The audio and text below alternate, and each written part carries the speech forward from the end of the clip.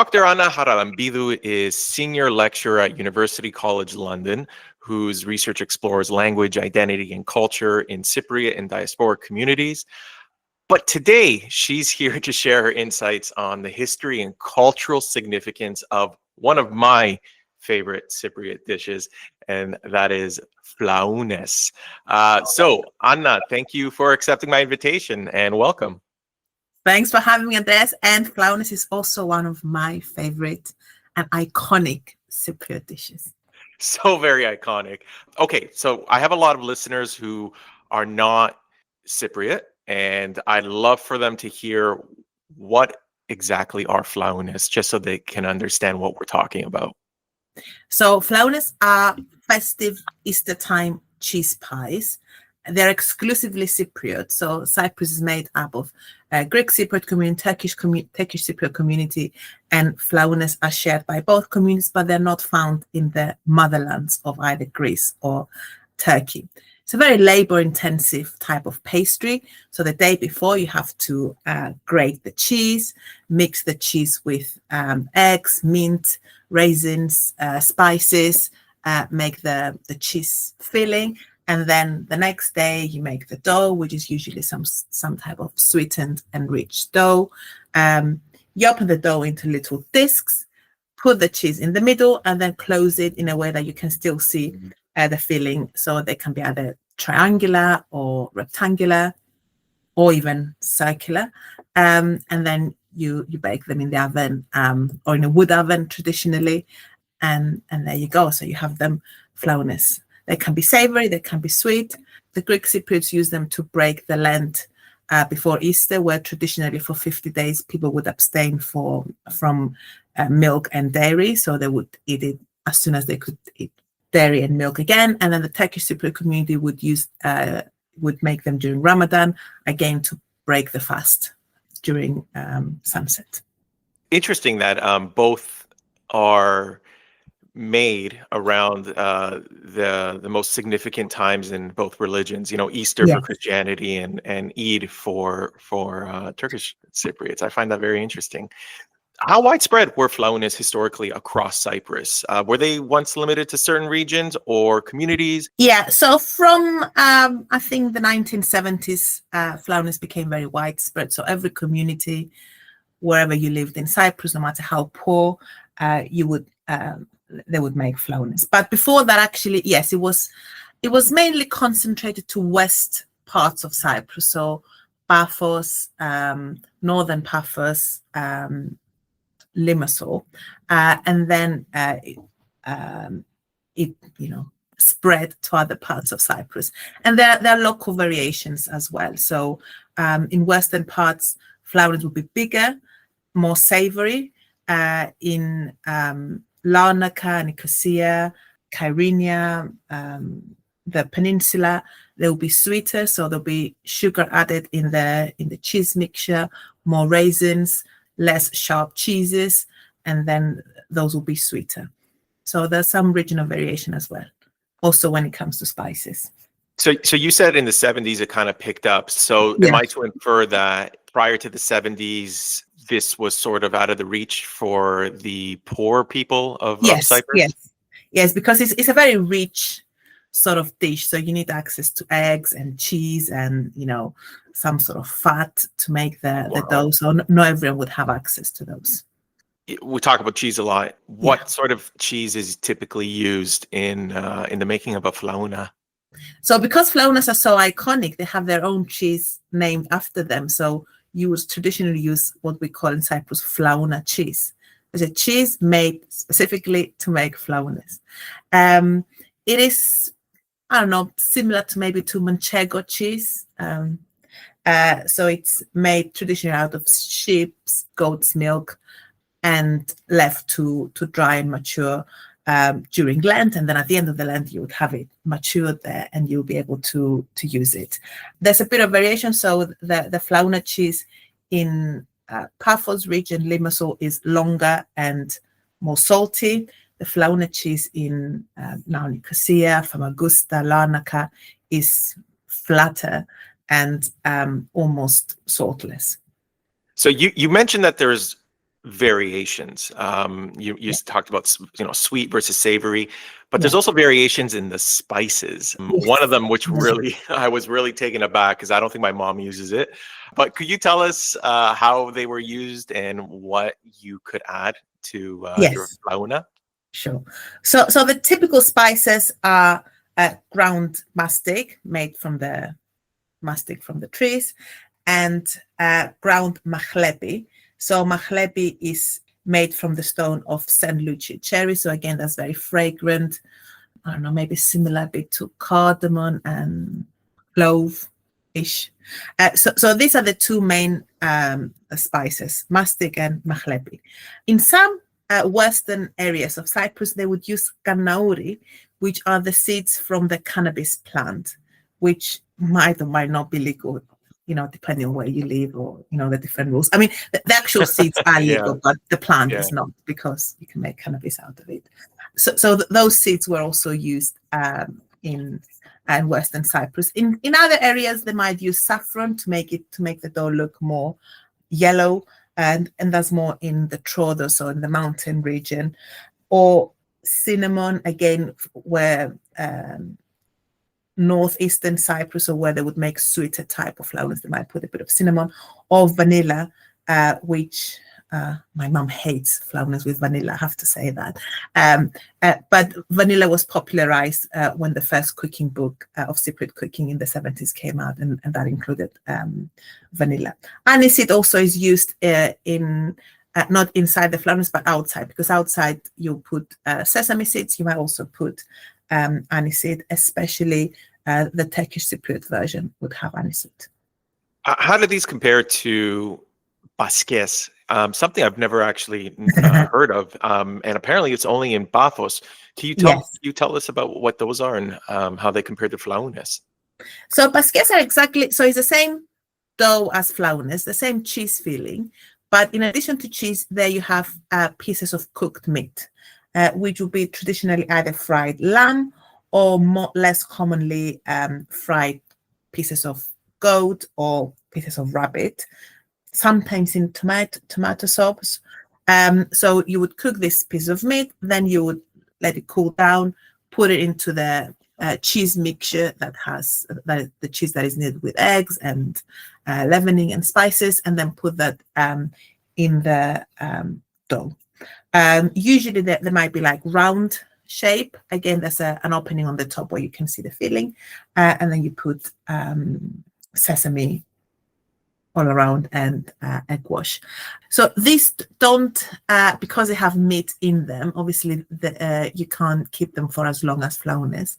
And again, it was, for those families that had a little bit of meat during the festive season of Easter, then they would make baskets, and it's something that you can then take, if you're working out in the fields, you can take with you, and it's a full meal sort of thing. So a bit like, I don't know, Cornish pasties. Yeah. The mayonnaise you use here.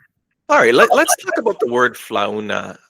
It's like a really fascinating term, really obscure history, possibly tracing back through Old High German, Latin, French, even ancient Greek.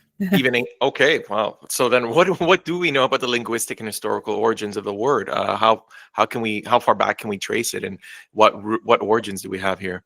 Yeah, so according to historian Kyriakos Hatchioannou, flaones come from the ancient Greek word palathi, which palathi was flat fruit cake, again associated with religious celebrations of spring, and you can see here the similarities. So religious celebrations speak spring, flat sort of cake, but fruit cake. And then from that, there's the cognate word, so the word with the same stem from Old High German, flado, from which we now have words like flan that we find in Latin languages.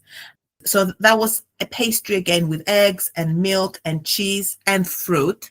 And remember, in flaones, we put raisins as well. So again, similar to flaones.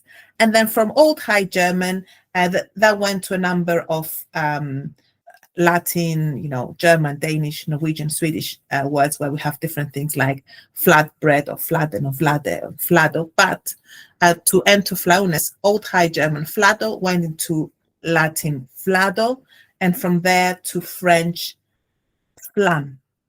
So we have the modern French flan, and also the dialect of modern Greek flauna. And remember, in Cyprus was under the Frankish rule and the Lusian dynasty between 1192 and 1489. So during that time, also the Franks with them brought the word flauna. Again, it was in medieval French. It was some type of cake with some type of flat cake or pastry with various ingredients like egg, butter, curd, cheese, fruit. So you can see again associated with religious occasions or harvest festivals. So you can see it's very similar to flaones.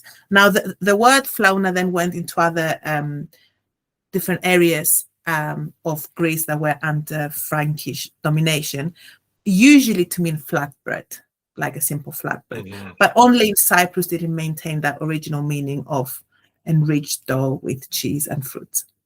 Is it possible that flauna is a Frankish or Venetian introduction to the island? Yes. So this is the most likely explanation, yeah. Okay, shifting gears a bit, much of your work engages with ethnomethodology. So for listeners who might not be familiar, can you explain what that means and how it basically shaped your study of flaones? Yeah, so ethnomethodology is the study of people, or like members of society, and their ways of making sense of their world and understanding their world. So what I try to do is observe how people do things with language, but also with other types of communication, and what terms they use to make sense of their world and analyze that. So instead of me telling them, this is what I'm interested in, I try to see what people do with language, and then what are their own terms for doing things, whether that's, presenting positive aspects of themselves, or whether that's creating communities, or, making a statement, or presenting themselves as an amazing, housekeeper. And your field work highlights basically the role of women's expertise, how knowledge is passed down, judged, and shared. So how do ideas of expertise emerge in these kitchen settings? Like, what does it mean socially to be known as someone who makes good flaones? It's very important because unlike, a bean stew or a pasta dish that you would make at home, you would make it and then your immediate family would consume it and that's it. Now, flaones is different because obviously they're portable. You would take it to your neighbor, you would take it to your extended family, you would take it to church to give it, to the person, to the woman sitting next to you. Mm-hmm. So they become much more mobile, and they're so much a symbol of someone's culinary prowess, more so than, everyday cooking. That's why I came across flaones when I started researching how old women in Cyprus talk. So what I did is I recorded their everyday. So I gave them a report, and they would record themselves when they talk every day. And I expected them to talk about their children and grandchildren and their illnesses and their past. But none of that, actually. The majority of the time, they talked about recipes. And the most heated conversations were about, festive pastries that they would share, and especially about flaones. And there was some sort of comparative recipe sharing, where they would, share with each other their recipes, try to argue why their recipe was better, have a long conversation about, how many ounces of fat go for every kilo of flour, and why it's better to do the dough the day before or not. Because for them, that slightly aggressive, or I'll say recipe exchange, or that very lively recipe exchange, was also their way of saying, look, I'm a good homemaker, I'm a good mother, I'm a good grandmother, I'm a good woman. So for them, it had that very high symbolic capital. Sounds like a lot of the debate has to do with authenticity. So what is it that would make flauna authentic? And is this tradition of authenticity, is it fixed, or is it something that's actively constructed and negotiated? That's very interesting, because I expected, especially when I went to the older participants, the 70s and 80s, for them to have a very fixed idea of what, a proper flauna is. But they didn't. Actually, for everyone, the most authentic flaunes are the ones that, they make, or their, they're younger, their mom makes or their grandmother makes, but they all accept that there's change, and with change, change brings improvement. It's not necessarily a bad thing. The fact that the 80-year-olds or the 90-year-olds would remember that when they were little, they wouldn't be able to make flaounες, and then when we started making flaounες, they wouldn't be able to use butter because that was a very luxury ingredient, but now they can. So that's an improvement. Or the better access to different types of to variety of cheeses, or the changing dietary requirements. So people now would make maybe gluten-free flaounες if they have intolerance or allergy. So on the whole, I think for everyday cooks and everyday people, tradition is important, but it's never seen as something fixed. It's seen as something that is evolving, and as long as it's something, as flaounες are made with recognizable ingredients that their provenance, then they are authentic. The only type of flaounες that were questioned when they were being authentic were very commercialized type of flaounες by bakeries that were sold throughout the year, so they lost that connection with the festival and the religious celebration. Those were the only very highly commercialized that were questioned. I was surprised to learn that in the UK there's some Cypriots who make flaounες with cheddar, which I wouldn't tell my mom this because she would get very upset. But it's become very common to make those types of adaptations, it seems. Yes, and it is. So and I think even back in Cyprus now you find flaounες with all types of cheeses. So in the UK, yes, there are flaounες with cheddar plus flaoune plus Cypriot cheeses, where that's flaouna cheese or halloumi cheese, and just flaounες with Cypriot cheeses. So you find all types, and because of availability of ingredients. And actually last year when I got back home every Easter to make flaounες with my family, and I suggested we use cheddar as well, which wasn't received very well, but we did it. And actually they weren't that bad. And it's not just cheddar. So now you find flaounες with anari, which is like ricotta cheese, so that makes them lighter. Again, for people perhaps that want something that is less rich and more waste friendly. In your study on flaouna making, you found it to be a really deeply social event, sort of performative. Can you describe what that looks and feels like, and what sort of roles did the different participants take on? Yes, so I'll tell you what it looks like for my family. So we would start discussing flaounες, a few weeks before, and then as the time, approaches, we'll start, looking at our recipes again discussing how much cheese we're going to put. Okay, so how much of the different spices, how many eggs, where we're going to get the cheese from. Are we going to let it mature? Are we going to leave it in the package? There's a lot of discussion building up to it. And then the day before you make flaounες, when you grate the cheese, there's again a very social occasion. That's where perhaps men can also participate, or younger children everyone help grate the cheese. And that takes can take quite a bit of time, especially if you like grating, 10 kilos of cheese. So that's again a social occasion, and again an opportunity to exchange ideas and I suppose also negotiate one's positioning in the family. Who's the master here? Who's saying goes, and there's a lot of that negotiation going on. And then on the day people make flaounες, or in my family at least, will be me with my sister, my mom, my aunts, my late grandmother when she was alive. So we would all meet, cousins, and communally make flaounες and argue over how much of each we should put. And no one would give you a straight answer. Shall I put more oil? Oh, I don't know, maybe. And then you blame each other if something doesn't work out. But so it can be a bit stressful as well. It's a lot at stake. Yeah, absolutely. I think what I found probably one of the most fascinating things in preparing for this was that flaounες have been used as a point of reconciliation between Greek and Turkish communities in Cyprus. Can you tell us a little bit how that food and tradition has played a role in reconciliation? Yes, so reconciliation efforts try to show the commonalities between the Greek Cypriot and Turkish Cypriot community. and also the differences of the Greek Cypriot, Turkish Cypriot community from mainland Turkish and mainland Greek communities, to show, as a means of reapproachment between the two communities and trying to build a common country. And a way of doing that is showing the different types of heritage, tangible, intangible heritage that is common.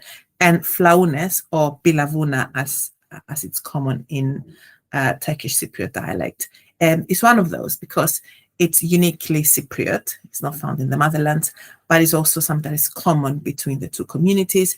They're made in a very similar sort of way, similar type of spices, and also was something that was used to bring the communities together. So when the Greek Cypriots would make their flaounes, they would take it to the Turkish Cypriots neighbors, and the other way around. So it was also a way to stay connected and show solidarity. Not much of that, obviously, because of the we live separately now. Yeah, I guess I'm finish this off by asking about new tools, appliances, and even global food trends. How do they affect the way flaounes are made today? Did you find that people view these changes as practical updates or threats to tradition? In other words, what do you feel is the future of this traditional dish? Yeah. So as one of the participants said, as long as there are Cypriots, there will be flaounes. So the participants and I believe, are confident that this custom will continue. There are changes. So there's obviously increased mechanization, so people might not be using their wood fire oven as much. They might use commercial ovens.